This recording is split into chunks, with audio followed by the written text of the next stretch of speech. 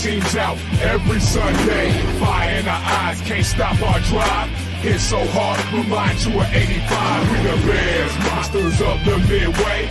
Knocking teams out every Sunday. Fire in our eyes, can't stop our drive. Hit so hard, remind you of 85. Take a look, Chicago, you can smell it in the air. There's a hungry team called Soldier Field going nuts, jumping out their chair. Teams rather be anywhere but here. We don't care if it's below zero. Let it tumble for the snow, we still gon' break holes. If we win the point flip, we choosing to kick.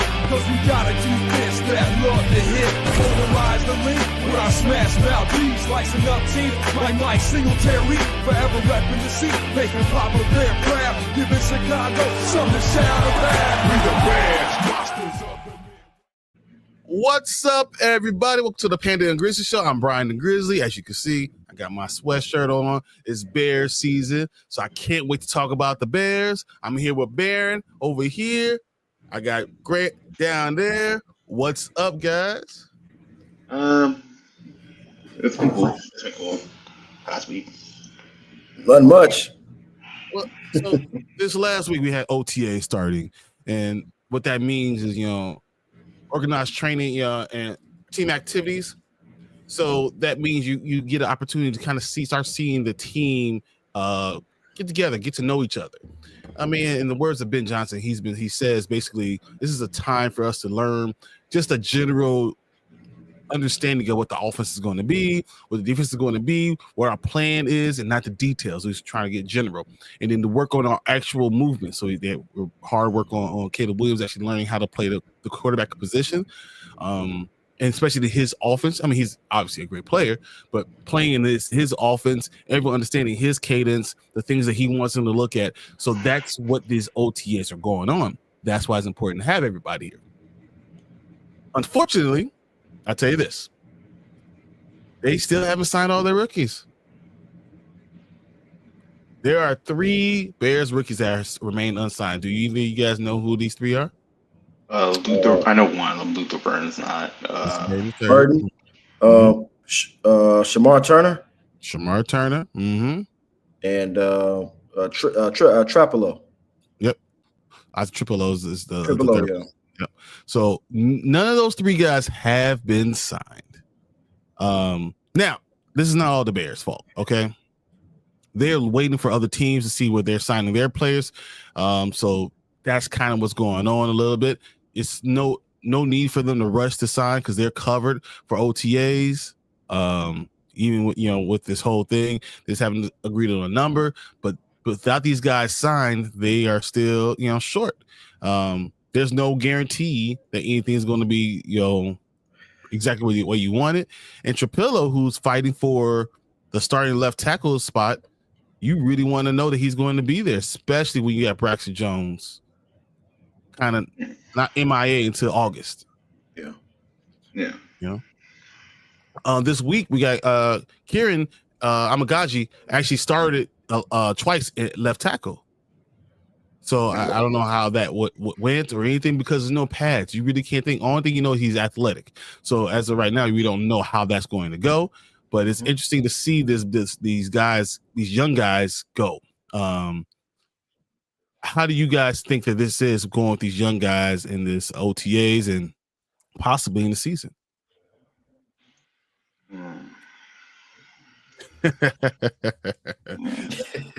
Grant, you start off. No, you start, Grant, and then we'll go to Bear, and that's how we'll go rotate. Oh, okay, so I feel like this could be a huge negative impact with especially the rookies that are trying to get their feet with both on the offensive side and defensive side. Mm-hmm. Obviously, you have big plans for Trapilo. You want to become your future left tackle of the future, especially with Braxton Jones and his contract year coming up, also coming off of injury. But you also want to worry. You also could worry about how, like I said, that camaraderie with the offensive line. But it's no pads. There's no pads yet. But still, the scheming, the communication, all that needs to get set in stone now, while we have time before we get into training camp. And with one of the rookies being signed, or and then Burden also not being signed, that can really affect the camaraderie of that offense, especially with the new system coming in with Ben Johnson. And Shemar Turner, they have high hopes for him, as we saw in the 1920 football drive episode. They got a lot of high hopes for him, for Shemar Turner. So it will be they need to get these guys on the field, get these guys signed, and get them on the field, because if you can see with the draft pick from the Bengals, he's holding out from all organized team activities, and who knows when he's going to come back. If he's going to come back. Till the deal is signed, there's not a real need for them to try to rush and get there. Right. But like I said, you want to get that stuff out the way now, so you don't have to worry about that during training camp with holdouts or anything like that. So, yeah. Okay. All right, B, what do you think? I think, I agree with Grant. It's probably a bad idea for future morale and currently for our team to know where all our rookies stand. But since it is before the start of New Year, or even have camps or anything like coming in. Yeah. So like the camps haven't started yet, exactly. So it's still early, but if it starts running camps and they're still unsigned, that's where the point I start to get very worried. Okay, I understand that. As far as Luther Burden goes right now, he came in with an injury, coming off the shin injury from the season. Then he has a soft tissue injury already. So those things are part of the problem. The biggest problem with all three of these guys is the guaranteed money. See, Luther Burden is sitting there looking at both the Cleveland and what's the other team, Texans, right? Yeah. Because Cleveland got Jalen, what's his name? Jaden Higgins.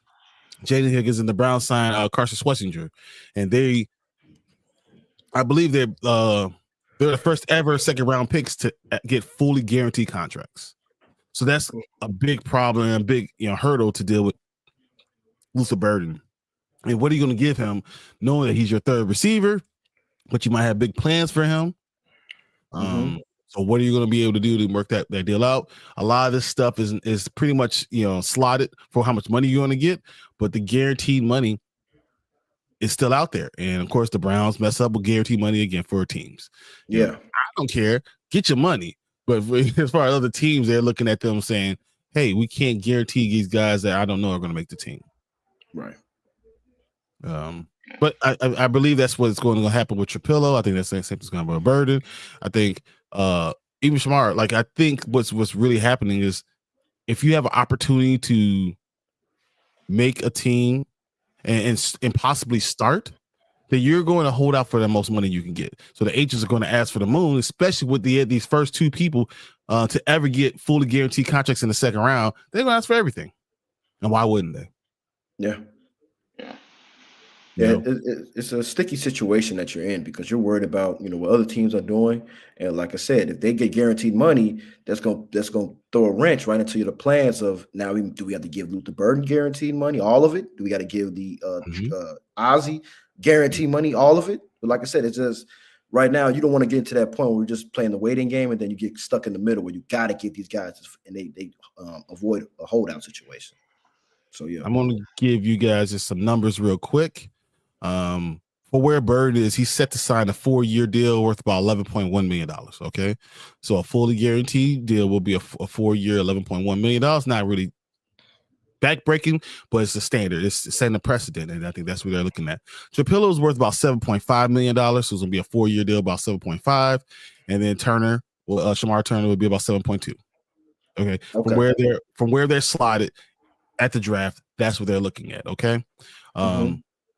Per Sports Track, they said the Bears guaranteed $3.7 million to Javon Dexter and on a $6.7 million contract. Okay, the Bears guaranteed $3.4 million to Tyreek Stevenson on a $6.4 million deal in 2023. 2 years later, we're talking about fully guaranteed, double the amount of money and double the amount for the deal. That seems to be the holdup. We got Ryan right here saying bear down, 100% bear down. That's what we're doing. Yeah. So yeah, those are contract issues that we're gonna see going forward. Especially because you got these second round picks.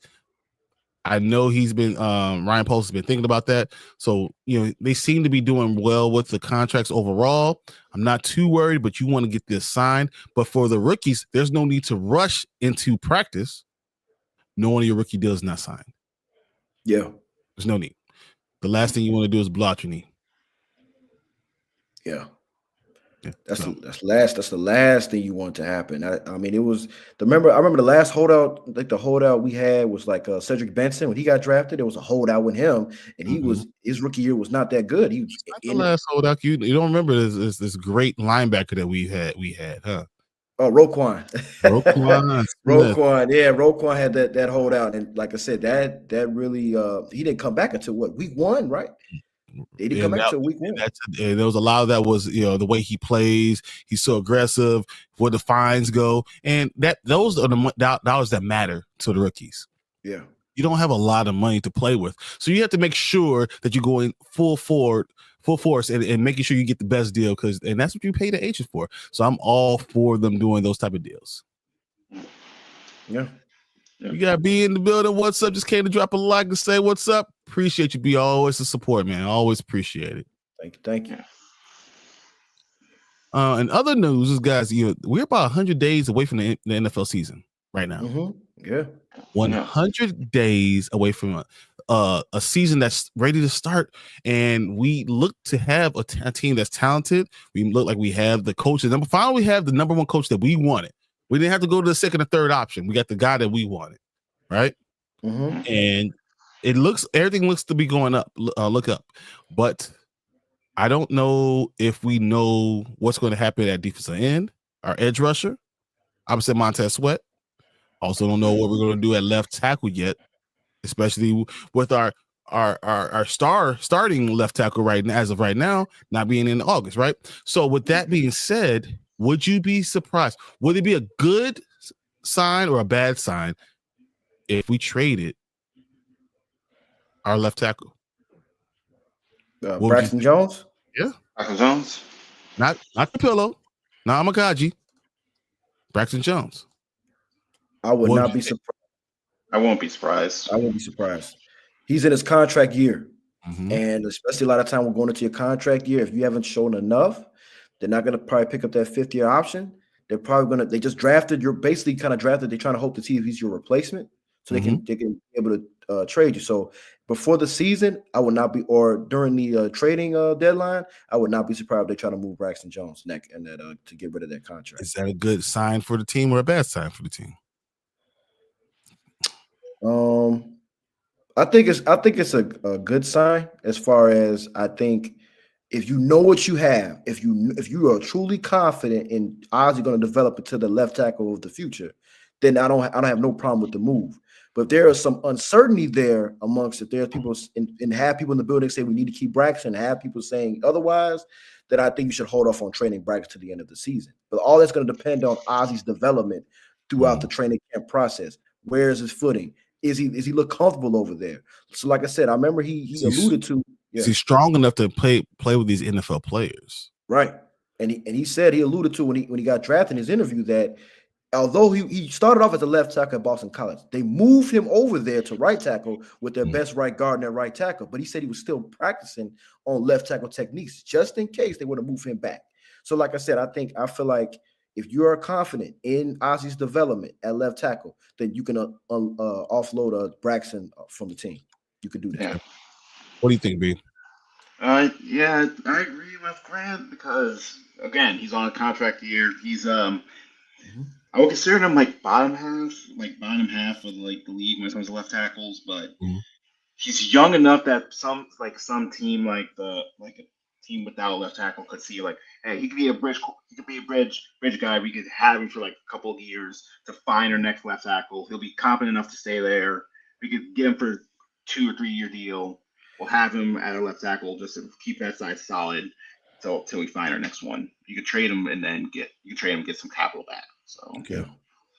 Neither one of you guys think that it might be kind of a problem because the 2 guys you have replacing him will be a rookie and a second year a second year player who looked way head over heels, way too over it. Like he could not handle any of the pressure. He could not handle even the NFL game in any way, shape, or form.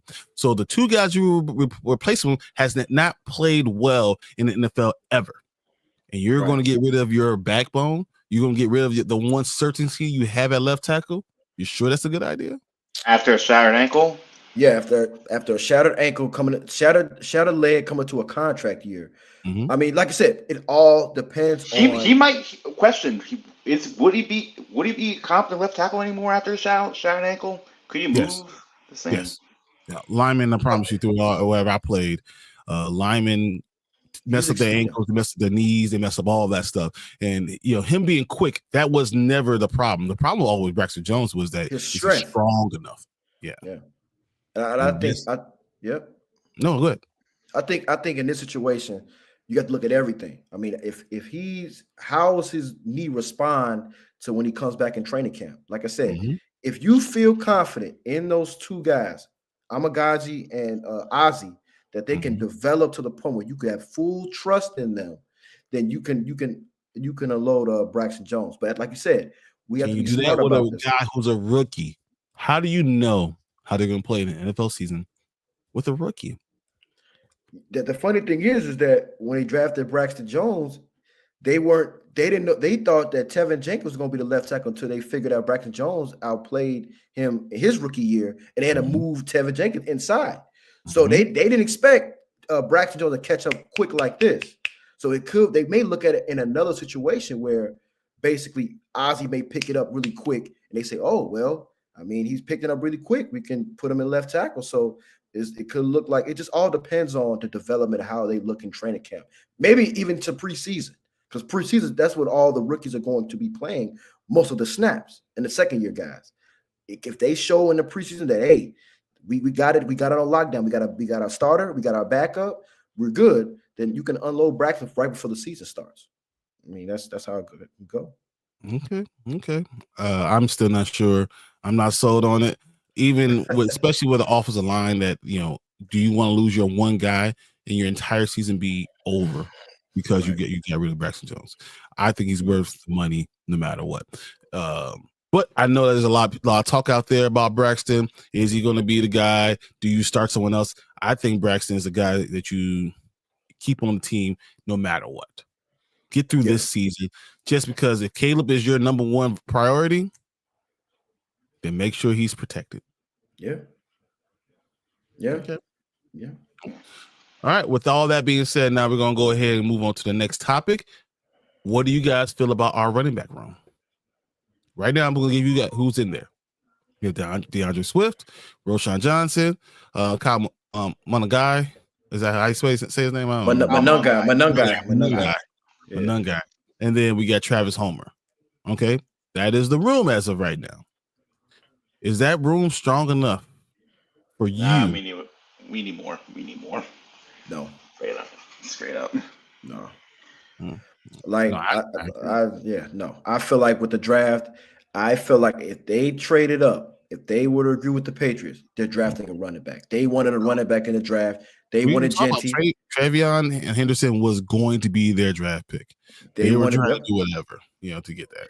And they wanted Genty as well. They wanted Genty bad, so they sniffed around with him. So I think there's a lot more to be desired in that running back room. Munungai, like I said, he's a 7th round pick for a reason. He fell that far for a reason. So, like I said, he's slower than I was coming out of college. So that's not good. That's not good. You know what I mean? So it's like if you got tight ends and line running faster than you in the 40 time, that's not good. So, like I said, that's not good. So I feel like with him, can he be a practice? I feel like he could be a practice squad guy, but I also think too that you could probably get somebody else that can at least have you solidified in that running back room. Somebody else. But I know the guy you want. And like I just want. I mean, the word out here is that pretty much the deal is done. Nick Chubb, the deal is done. They went to June 1st because that's when the contracts go. He will be a Chicago Bear. And why Nick Chubb? Well, he played with DeAndre Swift in Georgia. He's he's been part of multiple players in that backfield before. He's probably the safest person you could bring in right now because you know it'll work. I know a lot of people are worried about Chubb, but if you know you love Roschon Johnson, is that a good move? How do we know that they really love Roschon Johnson? Yeah, we won't know right until the season. Yeah. Right. So I think obviously there's a new regime here. So obviously they're going to have different opinions. Bieniemy's going to have a different opinion about who he wants in his running back room. So obviously Roschon is your number 2 as of right now. But if you can get a deal with a cheap deal with Nick Chubb, a bona fide running back that's been solid his whole career, you can bring him in to be your tough guy in between the tackles. 2 year, $7.5, $8 million something contract, something like that. Get them for a bag of chips. I mean, I'll take it too. Give me Nick Chubb any day of the week. Give me a 80% Nick Chubb. He's 80% Nick Chubb better than most than half of the league. So, like I said, I think bringing him in on a cheap deal like that can really help our offense, help our running back room a lot. Ron said Dan traded Swift before. Do you think he would do it again? Maybe. I don't think so. To answer, I'm going to go jump out here and answer this for you guys. So I believe if we would have had Travion Henderson, if we would have got him, then yes, they would have traded Swift. They would have looked to move Swift in one way or another. Save that money. Let Travion Henderson be that guy. Bring in still a veteran running back to go with him, and still develop Roschon to see what you got from him. Yeah. Okay, I think that's what they would have done. Not getting Travion Henderson, I do believe you don't have the young guy there that you can develop. Even Monangai, if he does outstanding, he's never going to be someone that you trust wholeheartedly. So, unfortunately, you have to keep Swift, and then you have to hope that Bieniemy can teach Swift to go north and south instead of east and west all the time, or run to the outside all the time. Yeah. I mean, especially if they're going to be in a power running team, then you can't let him go to the outside all the time. He needs to run straight ahead. Yeah. But I don't believe you could trade him right now because of what you need. I think he could possibly be like one of those next year post June cuts next year with his contract. I think he could be one of those guys. Agreed. Post June next year, him. Just like I said, just stay on the running back, but him looking at Edmonds possibly the same way, depending on how he does. I think they're gonna get a deal. They're gonna get a deal done with him. With Edmonds, yeah. So like I said, I think he's gonna get a deal done. Yeah. But like I said, I just think that Swift can be possibly that post June cut for next year, depending on what goes on this year and depending on where they are in the draft next year. I haven't looked at the running backs for coming out of college for the next year, but like I said, it's probably not as good as this one. Not as good as this one. Only one. There's only one. There's only one. It's Jeremiah Love. Okay, so like I said, I mean, we'll see how it goes, but I can see him as a post June cut for next year, depending on what he does this year. Yeah. I can see us coming into looking back at this year in 2 years, saying this is the best running back draft that we've had in a decade. That's how good I think all these guys are. Yeah. Especially how bad it was the year before, previously. None of those guys panned out. Now you come to this year, I think we're going to get maybe 4 or 5 starters. Caleb is probably going to end up taking for Warren, Caleb Johnson, who we just did not want, I guess, because we passed him up 5 times. I don't understand. I don't know what the hell we're doing, but we passed Caleb 5 times. Judkins is definitely going to be starting in Cleveland. So much. That's exactly what the Bears would have done. If they had a running back like Judkins or Travion Henderson, they would have just moved on from their guy, which would have been Swift. That's what I thought that was a good question. But I think we're going to have, obviously Genty, Travion Henderson by the end of the season. He'll probably be taking over too. So I mean, we're gonna have 3, 4, 5 running backs that are into being starters. Hampton too, though. Marion. Oh, Marion Hampton, RJ. What's his name? RJ in Denver. Yeah, him. Yeah, he's stud. Like I said, these are all guys that can play. Do you think if because like I said, you said you wanted Travion Henderson, right? Oh, is there a guarantee? I would take either one of those guys. Do you think if we traded up with if Travion Henderson went to the Patriots, you think if Judkins was still on the board, we're drafting him, guarantee we're drafting Judkins? Yes. Yeah. Okay. I think Judkins was on ahead of Henderson on everyone's board. Oh yeah. I think he was ahead of everyone's board. It wasn't any surprise that the Cleveland Browns drafted him first. It was none at all. Yeah. I mean, like I said, this is a loaded running back draft class, and the fact that we didn't get a running back to the 7th round is kind of like we passed on Caleb Johnson multiple times. I just keep on saying Pittsburgh Steelers thought it was good enough to get him. We just said, nah, we good. Yeah. They had him mocked to us in the 2nd round. They had him mocked to us in the 2nd round. Caleb Johnson. They had us mocked. And we decided to trade that pick 4 or 5 times. So it is what it is. Going back to Luther Burden, I still don't know what role he's going to play. Mm-hmm. But is it possible, especially with Ron just asked, that Luther Burden gets some time in that backfield too? Yes. I have like I said, I know you didn't like the pick, but now that I've looked, there's 2 different strategies. That was my biggest problem. I think Luther Burden is a steal. Where we got him. Yeah. But if you're gonna do that, then why are you getting Colston Loveland? Like you can't play them both. Your 1st and 2nd round picks, if you keep Cole Kmet, cannot play together. Right. I mean, like I said, I think it's just like, okay, you can't have too many weapons, but do they all fit together? Do they all make sense in this offense? I can see him in a role where they use him reverses. Getting the ball out the backfield, handoffs, stuff like that. I can see him in that role just to get him touches because he's a stud with the ball in his hands. But guess who else is? DJ Moore.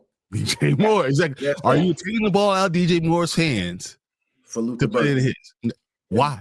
Why would you do it? Like, there's no reason to do it unless you're banking on being injured at some point in time. And what we're hearing is DJ Moore is outstanding right now in practice. That you said Rome Odunze is the most pro-ready 2nd-year player he has ever seen. That's the literal quote from him. The most pro-ready 2nd-year receiver I've ever seen. Mm-hmm. He takes it from the practice squad to the field, practice on film to the field. He knows what he's doing. He's prepared all the time. He goes 1,000% all the time. That's his type of receiver. DJ Moore, you lit a fire under him, right? You said Luther Burden, maybe we replace him, even though we just signed it to an extension. Maybe we found your replacement. But you did the same thing to Cole Kmet. And you did all this without finding your left tackle or your next running back. So my questions is overall, what was the plan? That's not that any of these picks were bad. Even Trapilo, I think that's a good pick. But what was your plan? Especially if Issery is there. Why wouldn't you grab him? A big guy who traditional left tackle that could play left tackle. I just don't understand what their plan is. Now, these guys are really good football people. And Ben Johnson has put unbelievable offensive line together and the Detroit that's going to be great for years to come. So at the end of the day, if it's Ben Johnson's plan, I'm with it. If it's Ryan Poles' plan, question it. Yeah. It doesn't seem to match. It looks like you went to the store, got some bread, you got ham and peanut butter. That's my issue. But maybe I'm wrong. Maybe I don't see it, but I mean that's my overall problem for this. But I do agree with you on the Poles thing because it's like, okay, you in Poles' eyes, like it's like, yes, genius, whatever. We got him. We did what we had to do. We got the guys we wanted. But it's like when you look at the overall scheme of things, you have a lot of question marks and all those and every single one of those picks were a lot of question marks there. I mean, Loveland was a question mark at first. People were like, what the hell are we doing? Burden was like, I had no problem with Coach Loveland. I've seen I had no problem with him, but I thought they were going Tyler Warren, though. I thought they were going Warren at 10. So it's more like how we see it, how we saw it, that one. Right. It's like we saw Tyler Warren, but more like after everything happened, it's kind of like half the teams had Loveland one. I can guarantee to you guys 14 teams had Colston Loveland ahead of Tyler Warren. Yeah. Like 14. half the teams had Yeah. it. But I just feel like with the past, with Poles' draft in the past, there was a lot of question marks with everything he did. The Valus Jones one that was a reach. That was a big reach. Yeah, that Valus was just Jones. a deal, so That was yeah. that was Yeah. You had I mean, at the time it worked out with Kyler Gordon and Brisker. It worked out with those two. Tyreek Stevens was a good draft pick. So what do we get from all these draft picks? He's a gambler. He likes to buy low, sell high. He likes to it seems that he wants a lot of athletic, good skill players. He will give a lot of skill players opportunity. He wants to kind of get up those guys, and that the people in the trenches, he thinks they're a dime a dozen, which is weird because he's a guy in the trenches. But I think that he's overestimating his own ability, right? And that the difference between me and Tooney is that opportunity, and it's not. It's not. The difference between a great offensive lineman is the skill and all the things that they can put together. That's what you really need. And I worry that he's letting his own feelings get in the way. And that's just my overall worry. I think that he's a brilliant man. I think that he's shown that he can do a lot of great things. He's good. He can scout talent. 100%. He can scout talent now. He can scout some talent. Now it's a matter of some of the talent that he scouts doesn't make sense on this team. Like Ozzie Trapilo. Yes, he's an offensive lineman, but he played mostly right tackle. He's a starting caliber tackle. Right, but you drafted him. You already have one at right tackle. You already have Darnell Wright at right tackle, right? And Trapilo's very much like Darnell Wright. Darnell Wright is not fleet-footed. So like Darnell Wright's biggest problem last year was his pass blocking. Yeah. Not his run blocking, because he's aggressive as all get out. But his pass block is a problem. So why would you want him to move Darnell Wright to left tackle at any point in time? You don't. You can't. Darnell Wright is not a left tackle. Okay. Ozzie Trapilo, if he ends up being the same thing, he's a monster. He's aggressive. He's, seems to be really smart on the field. He has a chip on his shoulder. Those are all great things. And I cannot say more about him. He's amazing, but all that's really at right tackle. And though he has the feet to be left tackle, you don't know what he could be. And you knew what Ursery was, right? In Minnesota, you knew what he was. You know he was a first team, second team All Big Ten. He's been doing that for 3 years. You know what you could get out of him. I thought that was a problem. He's trying to be too smart and too cute. He was doing the same thing with Kieran Amagaji. He's trying to be too smart, too cute. And that's what my worry is. And in those cases, especially for offensive linemen, and it sounds weird because Poles is an offensive lineman, I want Ben Johnson to tell me what they're going to draft him. I don't want Poles doing it. He's had his chance, and he has done poorly. Just has. Yeah.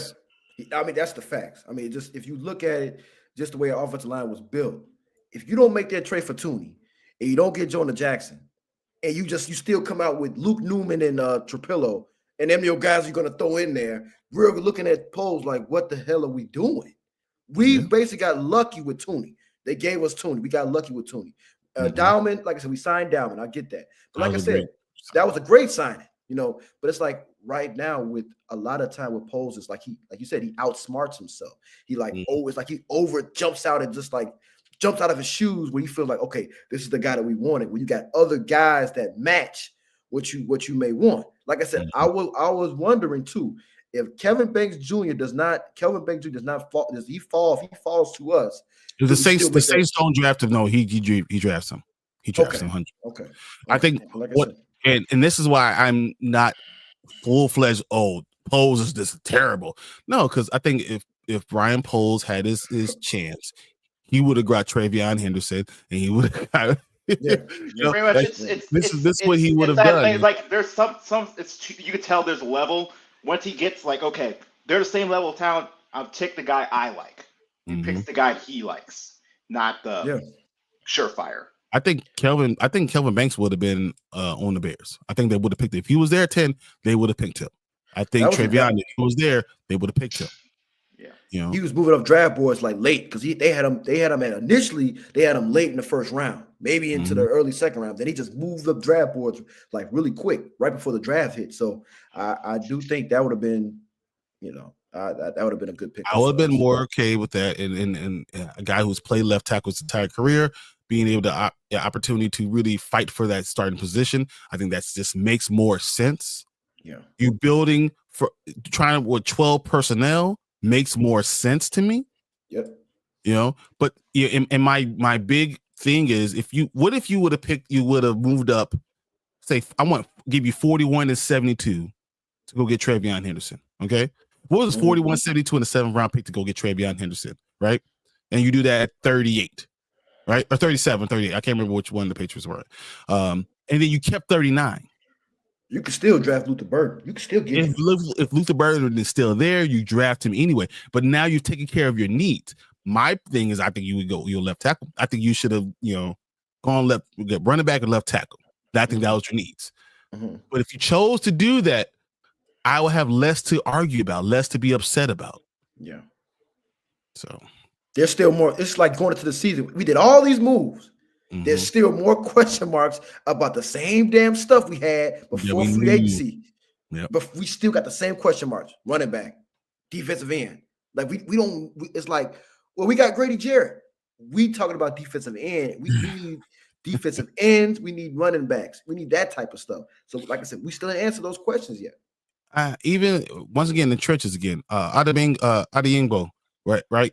My issue with him is he also has great pressure, but doesn't get sacks. Okay, right. So another guy who doesn't perform at the end of the day. Okay, he doesn't get what you need. Okay, I don't know if that is really a help. Yeah, your defensive end.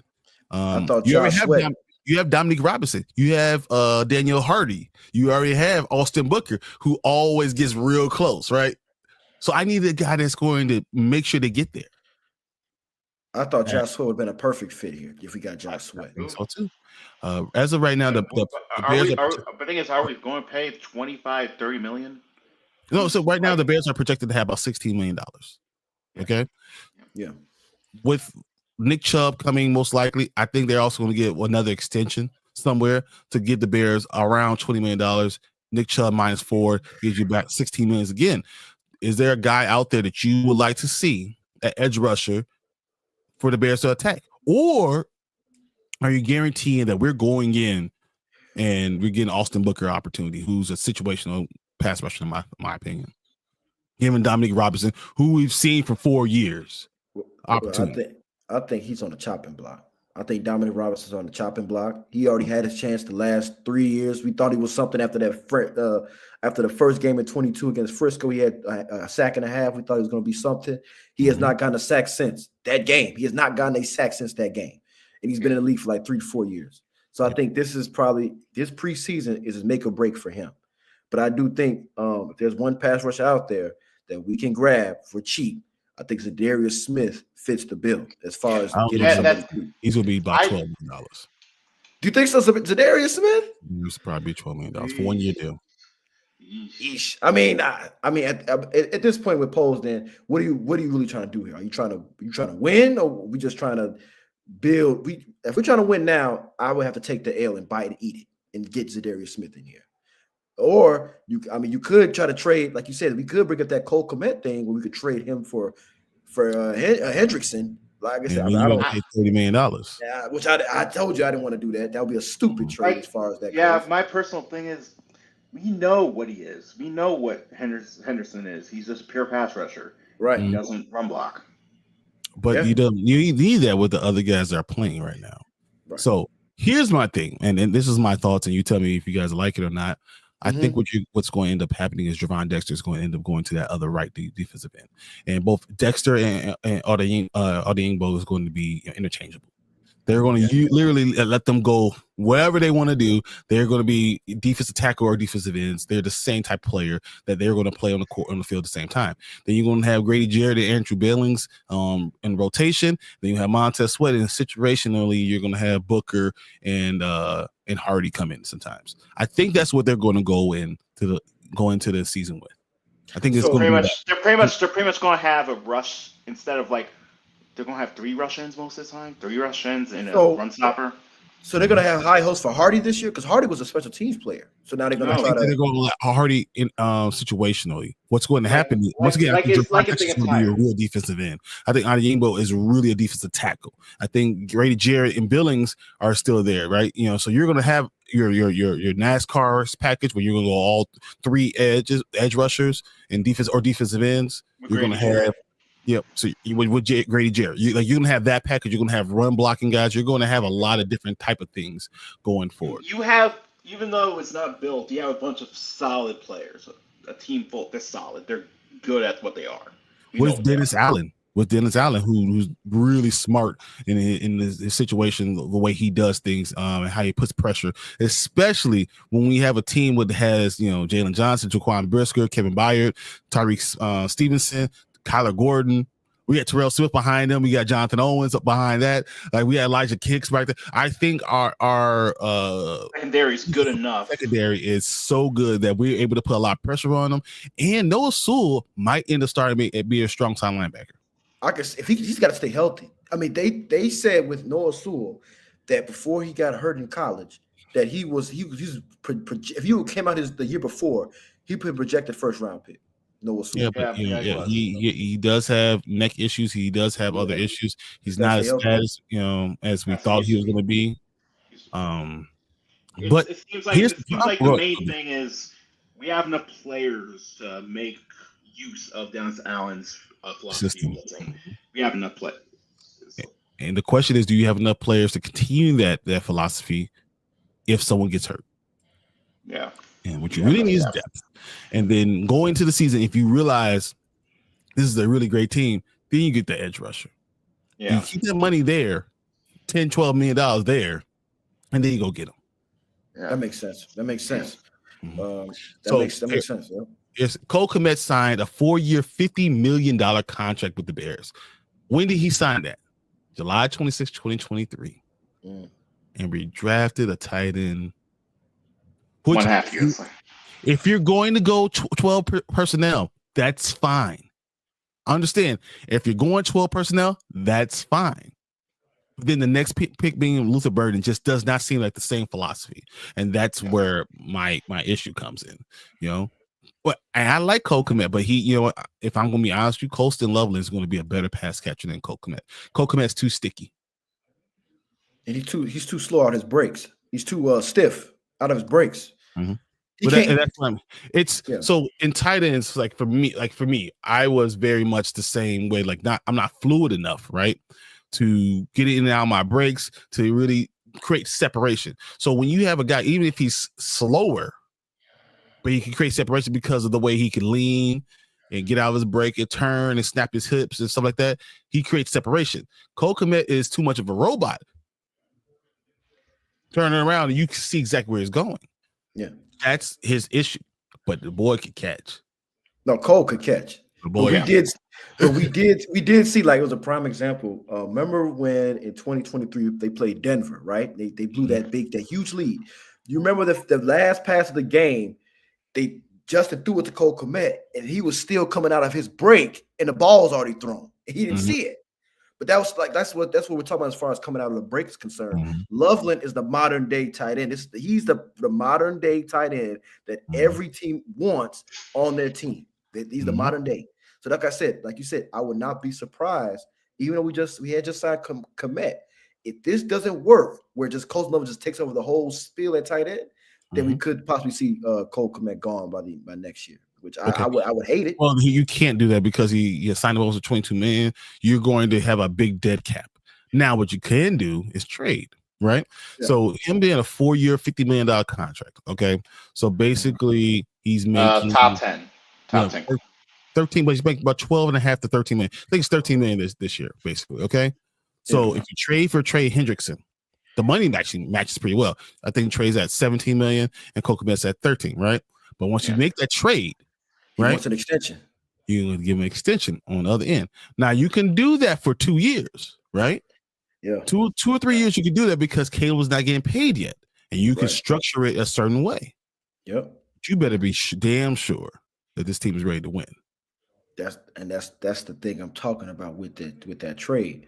You make that trade when you know you're Super Bowl contender. You make that trade when you know we're going for it all. That's the trade you make right there. That could be the game changing trade that everybody talked about. Saying they made this trade, that's why they won a Super Bowl. Right now, we are not at that. We're not at that level yet. Even though we have a lot of positivity going on, we have all this talk during the offseason with Ben Johnson coming in.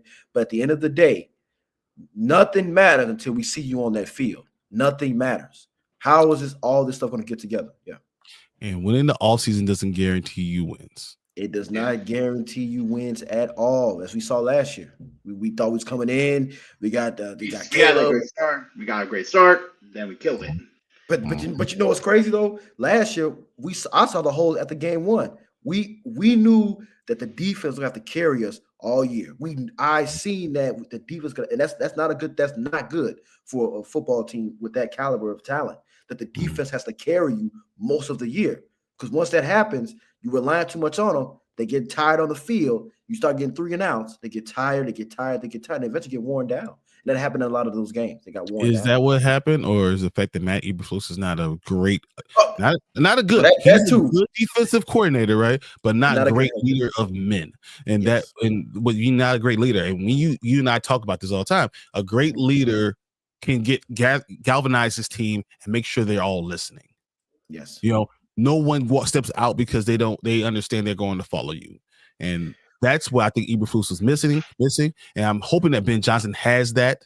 But we won't know, guys, until the season starts. All this stuff is conjecture. It's just whatever until we see it happen. And I cannot wait for the season to come and pop off, because there's going to be a lot of stuff that we're going to see. And a lot of these truths are going to be found out. Yeah, he looks the part though. He does look the part. He's laughing with the media. He has a presence about him that would make you want to follow him. But like I said, my thing with Ben Johnson is when shit hits the fan, how does he react to it? If a turnover happens, or if it's a game change, it's a game management thing. How is he going to respond when they're expecting him to know what's going on with 2-minute warning, 2-minute offense, 2-minute defense, when to call a timeout, when not to call a timeout, when to go for it on 4th down. All those things will make a good coach a great coach, or you know what I mean? If they know how to make those key decisions in those moments, that's what I'm looking at for this year out of him. Yeah. All right. Before we get out of here, I want to ask you guys a quick question. Do any of the reports about Caleb Williams and what he said before the draft and all the stuff leading up to the draft that we all knew was actually happening, but no one wanted to admit that was going on?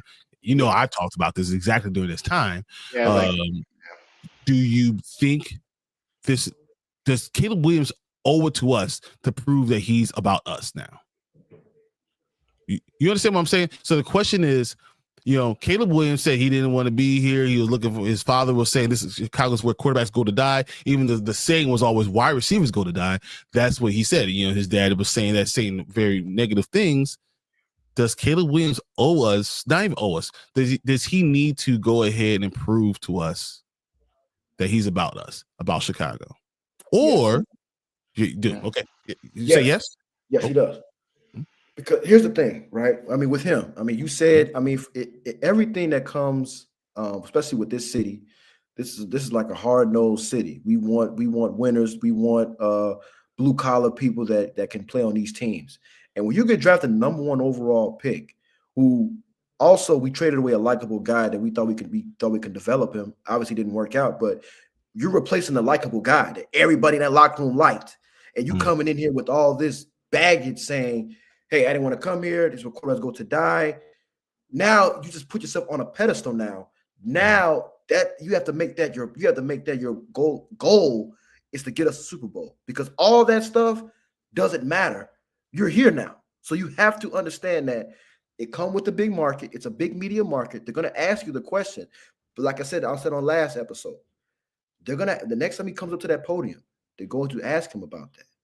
Whatever he says towards that question is going to tell me all I need to know about him as a person.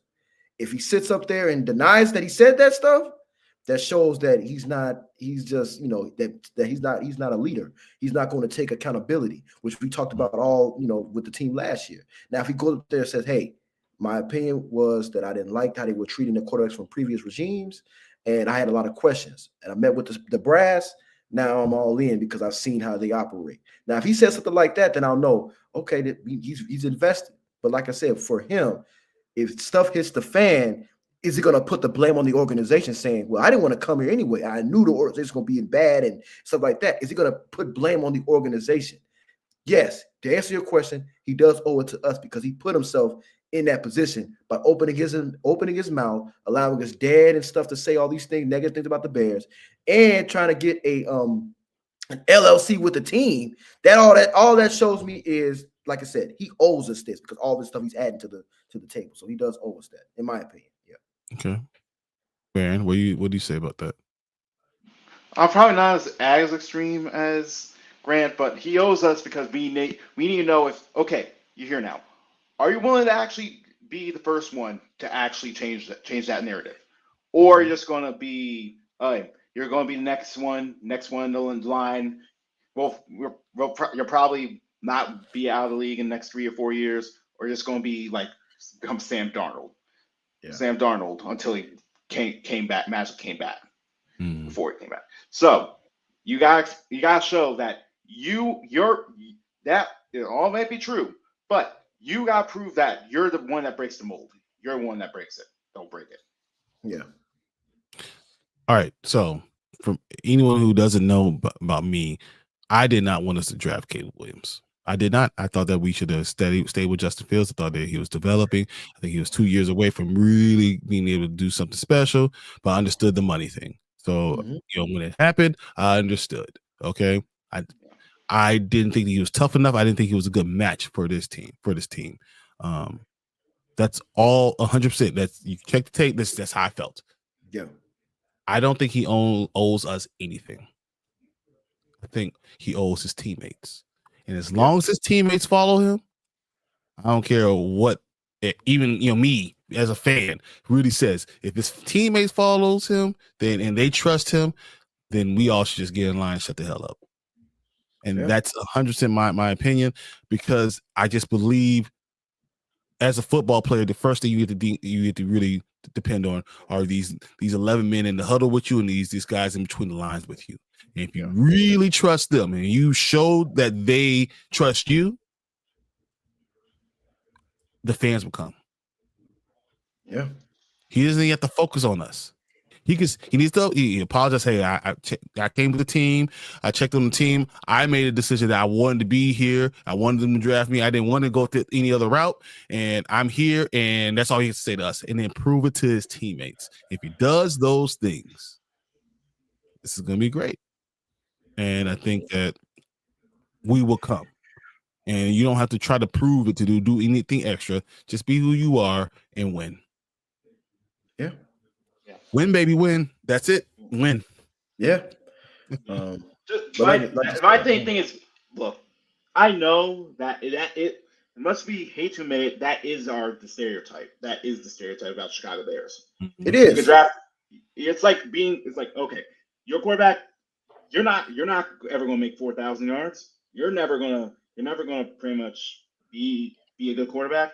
We saw it with Justin Fields. Even though he had potential, he never had that bang season. Mm-hmm. Brisky didn't have that bang season. Mm-hmm. We get up Jay Cutler, even though he was good, he never had that bang season. Mm-hmm. So he has to prove that he could be the first one to actually be considered a good quarterback in like league standards. Be considered a good quarterback, not just like middling. I'm going to guarantee you guys, and once again, I'm not a huge fan. I guarantee you he'll pass 4,000 yards. In the next 2 years, he will pass 4,000 yards. But that being said, that we're going to get out of here, guys. We usually only last 50 minutes, so we're going a little bit over. But I appreciate everyone who came in to watch us, jump in the comments. We always ask for more comments, so if you guys have anything to say, let us know. If you disagree with us, let us know, and we can have a discussion. I appreciate everyone coming in, but we will be getting out of here. We have Dynasty Pylon next tomorrow that we're going to be doing fantasy drafts. We're going to do our first redraft mock draft on Sleeper, and Sunday we'll be on the Morning Spike, talking about all the things that happened in this week and get us ready. And then next week we'll be back here to pay the Grizzly Show at 9 p.m. talking to you guys about our favorite team, Chicago Bears. For Grant and Baron, I'm Brian the Grizzly. We appreciate you guys, and we'll see you again next week. Peace. See you later, guys. Bear down. We the Bears, monsters of the Midway, knocking teams out every Sunday. Fire in our eyes, can't stop our drive. Hit so hard, remind you of 85. We the Bears, monsters of the Midway, knocking teams out every Sunday. Fire in our eyes, can't stop our drive. Hit so hard.